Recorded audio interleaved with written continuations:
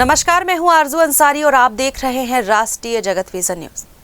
बलौदाबाजार जिले में महिलाओं और छात्राओं की सुरक्षा को मजबूत करने के लिए पुलिस अधीक्षक भावना गुप्ता के निर्देश पर पहली बार महिला टीम शक्ति का गठन किया गया है। ये विशेष टीम पूरी तरह महिला पुलिस अधिकारियों और कर्मचारियों से बनी है, जो जिले में महिलाओं को सुरक्षित माहौल उपलब्ध कराने के उद्देश्य से सक्रिय रूप से कार्य करेगी। महिलाओं से जुड़ी समस्याओं और छेड़छाड़ की बढ़ती घटनाओं को गंभीरता से लेते हुए ये पहल की गई है।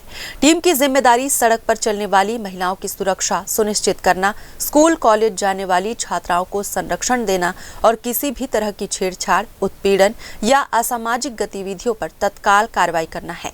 बता दें कि आज बलौदाबाजार में महिला टीम शक्ति का औपचारिक शुभारंभ मोटरसाइकिल रैली के माध्यम से किया गया। रैली को पुलिस अधीक्षक भावना गुप्ता और वन मंडलाधिकारी ने हरी झंडी दिखाकर रवाना किया। इस आयोजन का उद्देश्य महिलाओं में सुरक्षा को लेकर विश्वास बढ़ाना और असामाजिक तत्वों को सख्त संदेश देना था। से हमारी जो महिला पुलिसकर्मी हैं उनको विशेष रूप से ट्रेनिंग देके उनको आज फ्लैग ऑफ किया गया है। जो हमारे स्कूल्स और कॉलेजेस हैं और जो सार्वजनिक पार्क्स हैं, स्थल हैं, वहाँ पे वो लोग नियमित रूप से पेट्रोलिंग करेंगे, कार्यवाही करेंगे, उनको जो है यातायात की भी कार्रवाई करेंगे, समझाइश भी देंगे और जो महिला संबंधी कानून है उसके विषय में जागरूकता, अभिव्यक्तियात के विषय में जागरूकता, इन्हीं सभी उद्देश्यों को लेके आज उस टीम को भी यहाँ से रवाना किया गया।